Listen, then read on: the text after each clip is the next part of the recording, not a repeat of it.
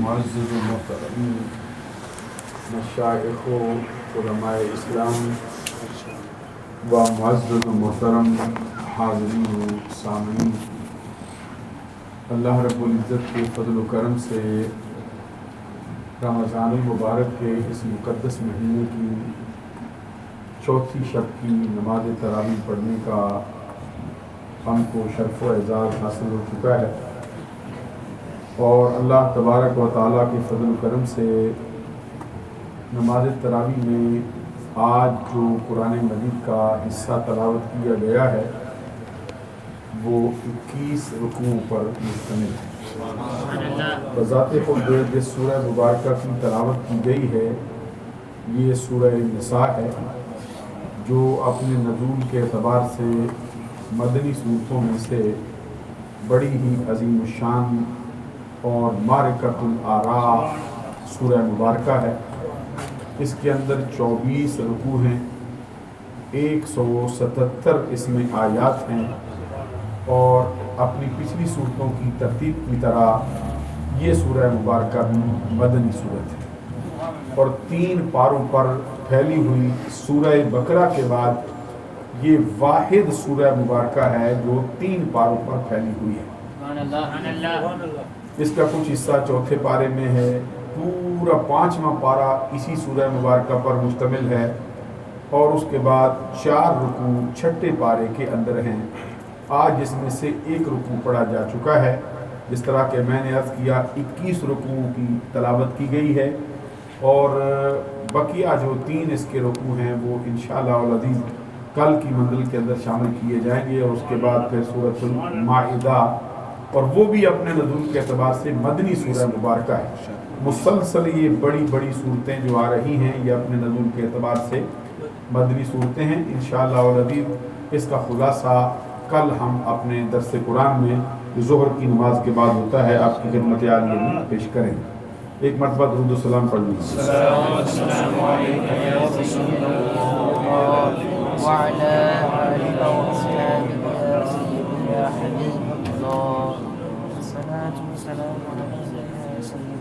الصلاة والسلام علیک یا رسول اللہ وعلی آلک و اصحابک یا حبیب اللہ۔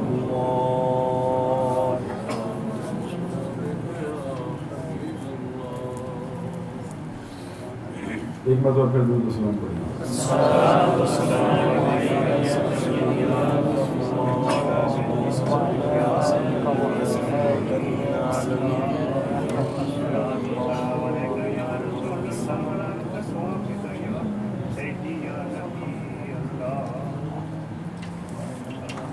ماشاءاللہ یہ کل ہمارے بھائی صاحب نے ایک سوال کیا تھا، نیل پالش لگا کر پھر وضو کرنے کا جو مسئلہ تھا کہ نیل پالش کے ساتھ وضو نہیں ہوتا۔ انہوں نے اس کی ایک توجیہ بیان کی تھی کہ داڑھی اگر کسی بندے کی بہت گھنی ہو تو اس کو اگر باہر سے تر کر لیا جائے، اگرچہ اس کے چمڑے تک پانی نہ بھی پہنچے تو پھر بھی وضو ہو جاتا ہے۔ تو پھر ہم نے یہ نیل پالش والا مسئلہ جو ہے اس کا عرض کیا تھا کہ چونکہ داڑھی بندے کے جسم کا حصہ ہے تو یہ ایک ایسی شے ہے جس کو اتارا نہیں جا سکتا، اور اگر اتارا جائے تو پھر اللہ تبارک و تعالیٰ کے برگزیدہ نبیوں کی سنت جو ہے وہ قطع ہوتی ہے، جس کا کرنا جو ہے وہ عام طور پر گناہ صغیرہ ہے، اور بار بار کیا جائے تو پھر یہ گناہ کبیرہ ہے۔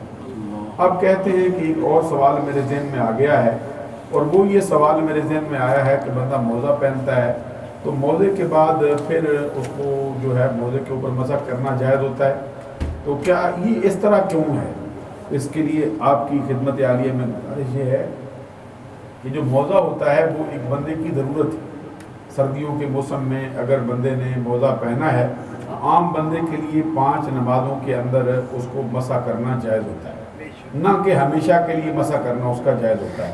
جب مسافر منع ہو تو 3 دن کے لیے 15 نمازوں کے لیے وہ بندہ مسح کر سکتا ہے۔ تو موزہ بندے کی ایک ضرورت ہے۔ تو میں نے یہ عرض کیا تھا کہ الضرورت تبیح المحظورات، ضرورتیں بعض اوقات ناجائز چیزوں کو بھی جائز کر دیتی ہیں۔ نیل پالش لگانا جو ہے یہ بندے کی ضرورت نہیں ہے، بلکہ یہ ایک اس کا فیشن ہے جو اس کو جس کی اصلاً اس کو ضرورت نہیں۔ اس لیے نیل پالش کا جو ہے وہ اس کے اوپر سے پانی گزر جائے تو پھر وضو نہیں ہوتا۔ اگلا سوال یہ کیا گیا ہے کہ قرآن کی تعلیم کے مطابق اللہ تعالیٰ نے حضرت آدم علیہ السلام کو اپنا خلیفہ بنایا تھا دنیا کے لیے، تو پھر ان کو جنت کے اندر رکھ دیا، تو جنت میں پھر شیطان نے ان کو بہکا دیا۔ کہتے ہیں یہ شیطان جو ہے اس کو جنت میں داخلہ کیسے ملا؟ اللہ، اس پر ہمارے علماء کی بہت سی باتیں ہیں کہ جنت میں شیطان جو ہے وہ تو بذات خود داخل ہو نہیں سکتا۔ بعض اسرائیلیات کی روایات کے اندر یہ بیان کیا گیا ہے کہ وہ ایک مور تھا، اس کے منہ کے اندر بیٹھ گیا، پھر وہ آگے جو ہے وہ اندر چلا گیا تھا، اس طرح کر کے روایات بیان کی گئی جس کو ہمارے علماء نے قبول نہیں کیا۔ اصل مسئلہ یہ ہے کہ شیطان جنت میں داخل نہیں ہوا تھا، بلکہ وہ دروازے پر کھڑا ہو کے حضرت آدم علیہ السلام پر پر توڑ ڈالتا۔ حضرت آدم علیہ السلام کی زوجہ محترمہ کو اس نے وہاں پہ بہکایا، پر توڑ ڈالا۔ بعد نے یہ بھی لکھا ہے کہ وہ چلتے پھرتے رہتے تھے حضرت آدم اور حضرت حوا، تو کہیں وہ جنت کے دروازے کے قریب آ گئے ہوں گے، دوبارہ کھڑے کھڑے اس نے ایسا کر دیا۔ لیکن حقیقت یہ ہے کہ شیطان جو ہے وہ اس کا جنت میں داخلہ تو ممکن نہیں تھا، کیونکہ اللہ تبارک و تعالیٰ اس کے لیے کہہ چکا تھا فَاخْرُجْ مِنْهَا فَإِنَّكَ رَجِيمٌ فَإِنَّ عَلَيْكَ اللَّعْنَةَ إِلَىٰ يَوْمِ الدِّينِ، تو وہاں سے ہمارے دربار سے نکل جا، اس لیے کہ تو راندہ درگاہ ہو چکا ہے اور قیامت کے دن تک تو پر لعنت کا طوق پہنایا جا چکا ہے۔ تو جس کو لعنت کا طوق پہنایا گیا ہو اس کا داخلہ رب ذوالجلال کی رحمت کے مرکز میں ممکن نہیں۔ لیکن شیطان نے باہر کھڑے ہو کر ہی حضرت آدم علیہ السلام کی زوجہ محترمہ پر اپنا پر توڑ ڈالا، جس طرح کہ آپ دیکھتے ہیں کہ ایک جیسے جن کسی بندے کے اوپر اپنا پر توڑ ڈالتا ہے تو کہتے ہیں فلاں بندے کو جن پڑ گیا۔ حقیقت میں وہ جن اس کے اندر داخل نہیں ہوتا، بلکہ وہ جن جو ہے وہ اس کے اوپر پر توڑ ڈالتا ہے، اس کے دماغ کو اپنے قابو میں کر لیتا ہے۔ بالکل اسی طرح حضرت آدم علیہ السلام کی زوجہ محترمہ حضرت حوا رضی اللہ تعالی عنہا جو ہیں ان پر اس نے پر توڑ ڈالا، جس پر اس کے بہکاوے میں آ گئے، جس کا بیان قرآن مجید نے کیا ہے۔ اور کوئی سوال ہو تو ارشاد فرمائیں۔ جی سوال ہے کہ جناب یہ کہ گل آپ نے خدا جانا تو باش تانوں مام حسن واسطہ یہ تانوں مام حسین واسطہ تینوں مائی فاطمہ دی چٹھی۔ ماشاءاللہ بزرگوار محترم نے یہ سوال کیا ہے کہ یہ جو ٹی وی پر مانگنے والے آتے ہیں یہ اتنے بڑے بڑے واسطے ڈالتے رہتے ہیں کہ بندے کا دل پسیج جائے۔ سوال یہ پیدا ہوتا ہے کہ وہ ان کا کام ہی یہ ہے، وہ اسی لیے واسطے ڈالتے ہیں کہ بندے کا دل پسیج جائے اور اس کی جیب میں سے پیسہ نکلے۔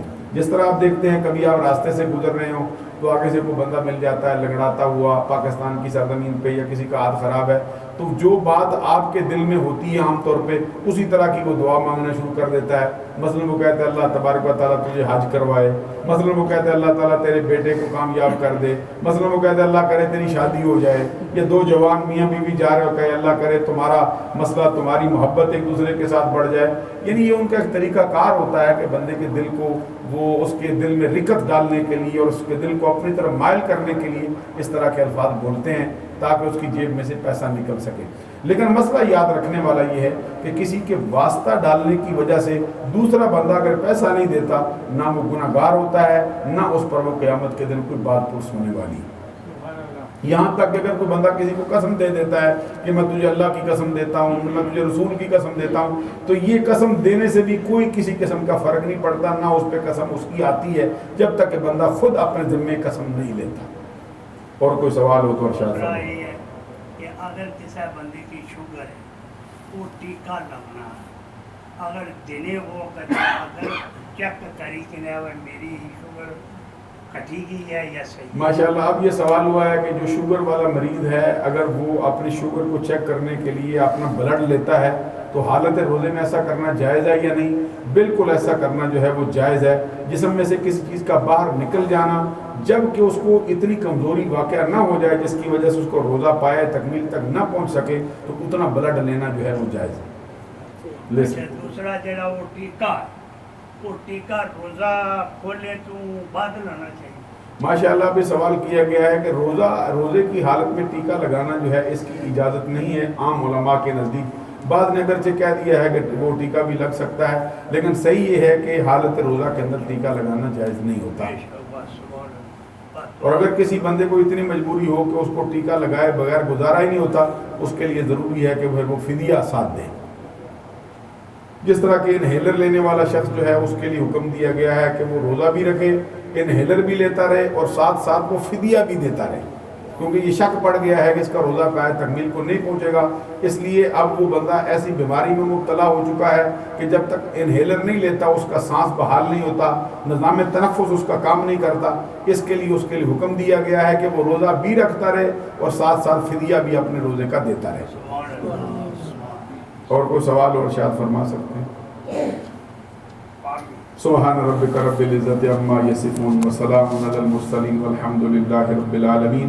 الہی آج کی ہماری نماز تراویح کو، نماز عشاء کو، نماز فطر کو شرف قبولیت عطا فرما۔ باوجود اس کے کہ وقت تنگ ہوتا ہے لیکن تیری اور تیرے پیارے نبی صلی اللہ علیہ وسلم کی محبت میں ڈوب کر یہ ہمارے ساتھی قرآن مجید کے واقعات کو سننے کے لیے اور اس کا خلاصہ سننے کے لیے تشریف فرما ہوتے ہیں۔ الہی ایک ایک لمحے کے بدلے میں سب کو نہ ختم ہونے والا اجر عطا فرما۔ الہی ہماری نمازیں، ہمارے روزے، ہمارے صدقہ و خیرات شرف قبولیت کے مرتبے پر فائز فرما۔ ہم سب کا خاتمہ ایمان پر فرما۔ وصلی اللہ علی حبیبہ محمد و آلہ و اصحابہ اجمعین برحمتک یا ارحم الراحمین۔